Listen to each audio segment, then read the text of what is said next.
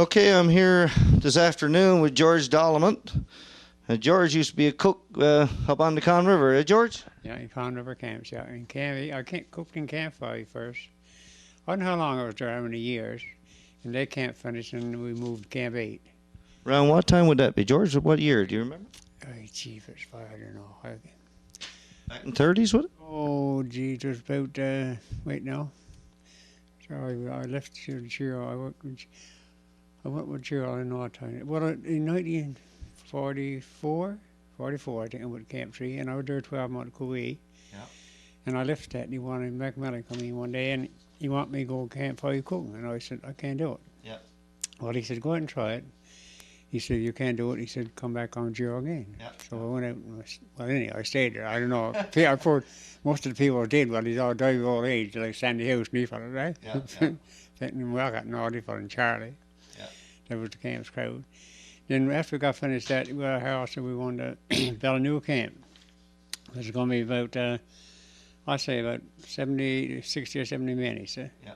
Just going with mechanics and everything, and, foreman, second hand, and scalers and all that. Mm-hmm. So anyhow, left. I might not try it first, but I said, well, I want my deck out there, I'll try it, but Yeah. it was tough, the big crowd. Yeah. So how many men altogether in that camp? We had about, Now, as a cook, your day would start pretty early. 4:30. Yeah, we get up 4:30, get started and get breakfast. Well, all ends, we sing out to 5:45 for breakfast, and everybody be gone 5:45. 6:15, everybody gone. Yeah, in the woods. Is that right? Yeah. Then my job was then to, well, the other fellows look after the dishes to get that cleaned up. And my job was to get in the bread pan. Yeah. Dump in 50 pounds of flour and get in that and mix it up. Wow. So would you make lunches for them taking the woods then during the day too? No, we pack your lunch at night time for the next day. So each man would look after themselves that way? No, they come in the mine, pick their lunch and go on. They put their lunch out or their bags out, whatever boxes, whatever they had. Yeah. They take their lunch and go on. Yes, fine. So they would leave then 6:15 in the morning. So they'd be gone till when? They come back around 5:45 and 6 o'clock. Some fellas didn't come for 7. And then they bring me a little bit late, see? Well, we didn't get, well, we get up 4:30 and we didn't get to, well, most nights be 9 o'clock before we get cleaned up, get dishes cleaned up. Yes, fine. So you have, I suppose, you had loggers and then you had teamsters there too, did you? Well, then in winter now, our crowd dropped down, see? We only had a small crowd winter time. Okay. What do you call small crowds? I would say we have about 35 men. Okay. Yeah, the teams, fellas team and tractor drivers and brakesmen and all that stuff. Mm-hmm. And fellas with their own horses, we know it. George Drew and these fellas that used to be up there. I believe John Farrell used to have a horse up there too somewhere. I think he did, but he wasn't in our camp, though, not John Farrell. No. No. So what kind of horses did they use up there, George? Was it the Clydesdales? Most of them was Clydesdales, yeah. Yeah. Clydesdale horses, yeah. And anybody wondering what a Clydesdale looks like is the Budweiser horse, these type of horses. So they're big working horses, and I guess they had oxen there too, eh? No oxen. No oxen. So that was before, in the earlier days, perhaps they had oxen. Huh? Well, no, I don't know. They couldn't have been before my time, Yeah. before I was up down there. But they mostly had horses. Then they had a lot of, you used to have a lot of snow. You used to have a lot of trouble with horses. They had to get them stumped and everything. Yeah. Mm-hmm. I know an old Joe stumped one. We was working in Camp 3. He took her hind leg right off. And Is that right? Probably in the barn. They had to make away with her. Yes, fine. So I guess that was a common thing to happen with animals working that kind of time of the year. And stuff, huh? Yeah. So, George, what would be some of the things you'd have on your menu now as a cook up there in the run of a week? What kind of things would you have? You only certain food you had, eh? You like to say, you wouldn't have no fresh meat when it was summertime. Yeah. So everything salt feed, like salt fish, salt meat, and that kind of stuff, Yeah. eh? And the rest of it you had to try to chew up yourself. Make it up yourself, eh? Yes, fine. You'd like some money now. You would have butter, soup, and salt beef, and you would have a few vegetables, whatever. Yeah. And then you probably make up some pies or something, yeah, Mm-hmm. for supper. But that's about it, see. Yeah. For dessert, well, no such thing. You wouldn't have nothing to make that out. You wouldn't have nothing to make no stuff, no covering for it, or no liquid and nothing like that. There's no such thing. But just same with Sunday nights, supper. You had to, well, you left from dinner, you had to ash up, you call it, and that kind of stuff. Yeah. Couldn't make no salad. You had plenty of stuff to make salad. Yeah. You had plenty of stuff to make salad. Yeah. slaw and that kind of stuff. But you had never had anything put into it. There ain't no Exactly. mayonnaise and that kind of stuff. See? You know, like that. That wasn't even thought of. No, right? they wasn't thought of neither. No. no. You're lucky you have a bit of lettuce and a few tomatoes, then, let alone mayonnaise too. That's going off. We did have canned tomatoes in can, and we had milk. Yeah, we had canned milk. Yeah. So now in these camps, George, was it bit lousy? Was it lousy? No, I never did. No, that's one thing I say. I never heard no one say he was lousy. Is that right? No. No, I've seen fellas, I've seen a lot of men, hard men, long hair, and well, fellas stay up for 4 or 5 weeks at a time, no showers, and well, you know, what do you expect to have it? And nobody was lousy, though, boy. No. I thought salt meat must keep the keep the louse away. I thought that's only I know. That's right. Yeah. But I ever worked in Deer Lake camps. In Deer Lake camp. Yeah. Louse is a devil there. Yeah. Pick 'em off in years. Is that right? Oh, then when you're private, you pick 'em off. Oh yeah. Yeah, I've heard some stories that some of them were pretty bad places to work. And I suppose too back then you wore woolen underwear too with that. Oh yeah. Summertime. Well, mostly we the fellas didn't wear that much clothing in cougars, eh? But Yeah. Fellas out in the woods, they had to be spare Mackie Bullet. He didn't wear no clothes. He's tough. Poor fellow did no. He didn't wear nothing. Just his pants and shorts and jean jacket and Guernsey that I have on. Yes, boy. Tough as nails. Yeah, going to sit on that old horse on that old wood all day long. Yeah. So what was Marky's job there? Was he? He wintertime, see? Yeah. He was cutting wood summertime. He Okay. could cut wood. He was a good wood cutter. So they bring the wood down to the river then in the wintertime, right? Yeah, haul it on the city in the ponds, whatever, eh? Yeah. I'll take shots at Yes, that. but to have both. And yeah, that was their job. Yeah. Then in the spring, say, crowd would come in and we fill it up in spring, fill it up obviously whole. To go on the drive, on the roll, they call it, eh? Right on. Rolling off wood. Yeah. Send it down the lake. Right on. Then Bowaters said that last one off said that was no good. The wood in the water was no good. So that was their excuse. They come in, they cut the face off of the wood. Yep. And they took off. Oh, I see. That's what happened. Say Bowaters closed, eh? You know. In the 50s there, Yeah, 57. 57. 57 they went to be, yeah. Yeah. And so George, before that though, before they made that decision, they used to like the Teamsters would bring it down to the river in the wintertime, and then in the spring of the year, then they would drive it down to Conne River. Right, Conne River, yeah. That's and then they had a holding boom during Conne River, eh? Right off McDonald's there, right? Yeah, right, yeah.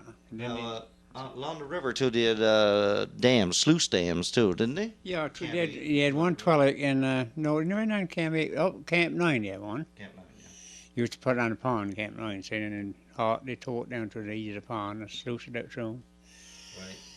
I know old Mac used to phone up the super and want to know how much wood was passed through steady today and all that kind of stuff, eh? Yeah. Or you want to know how many cords. I mean, jingle, I couldn't tell. I know the city used to run on a fool, that's all I know. You were the cook. You weren't Scalesburn. No. Scalesman.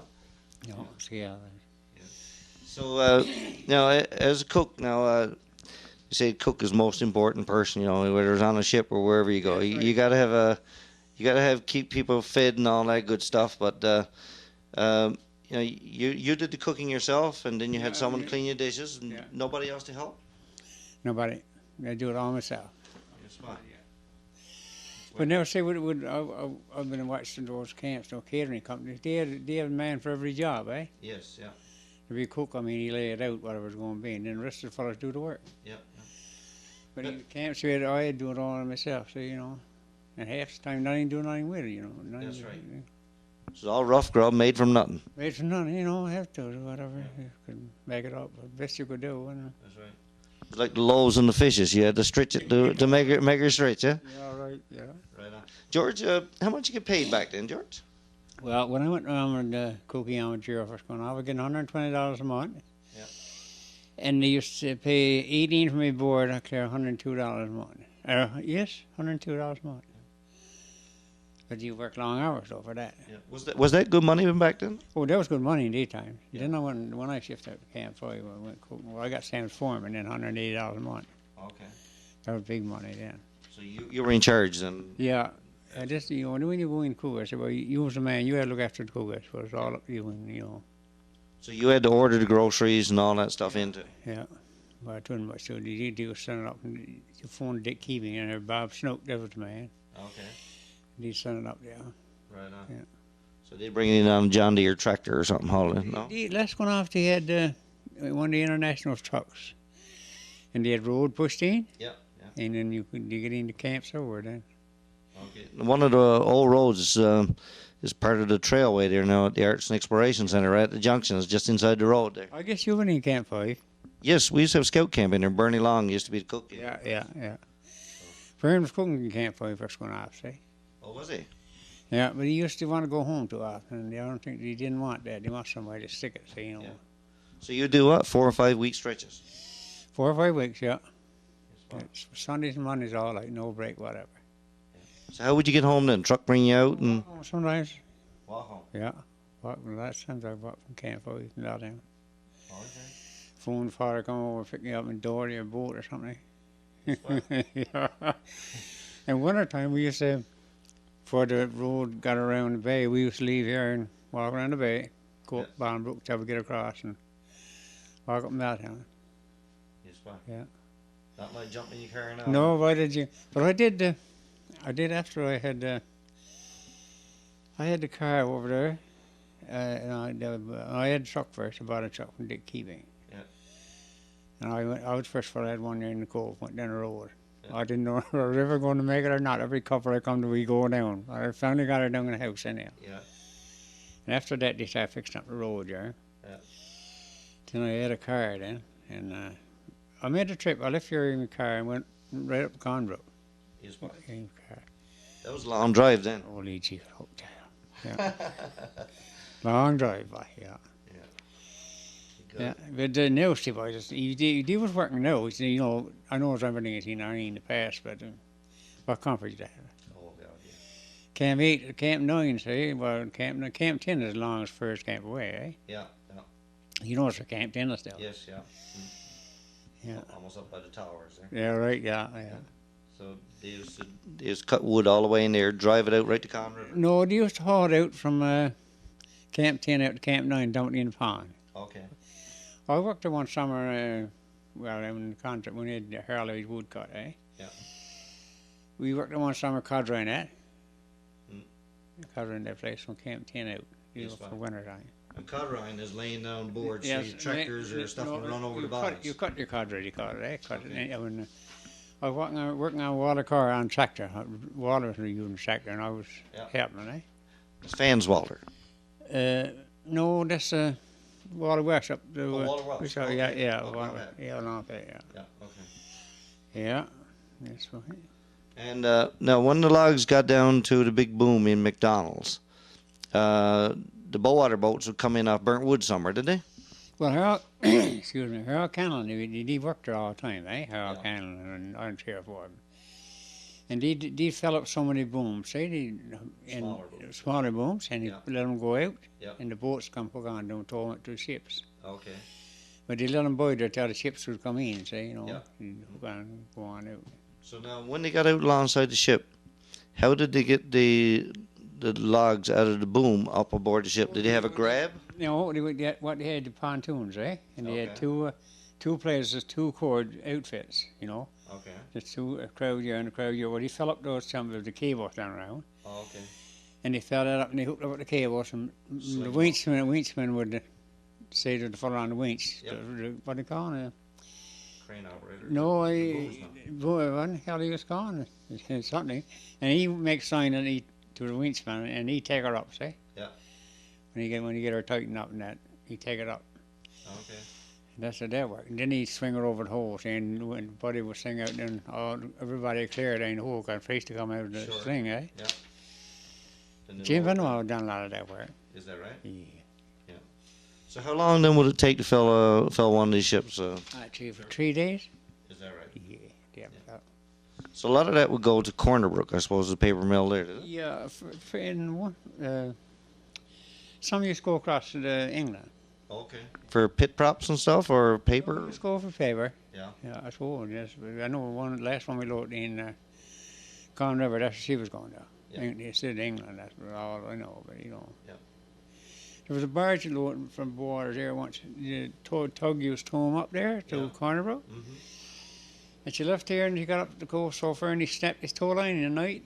And a man, the skipper, and his wife was aboard the tug, aboard the barge, which they were loaded with wood. And the crowd, not a crowd, but whatever, took to run the tug, they went on. They didn't know this line was broke. Is that right? And Buddy drove ashore on the rocks and beat up. Two of them got lost a lot of wood in the bridge, so they picked it up. From Burgeo. Yeah, picked up all the wood and burned it now. So Yes, well. poor souls, they got, no way they could signal to get them stopped. See? That's right. Very good, George. Well, thank you very much for having this chat with me. It's been a pleasure.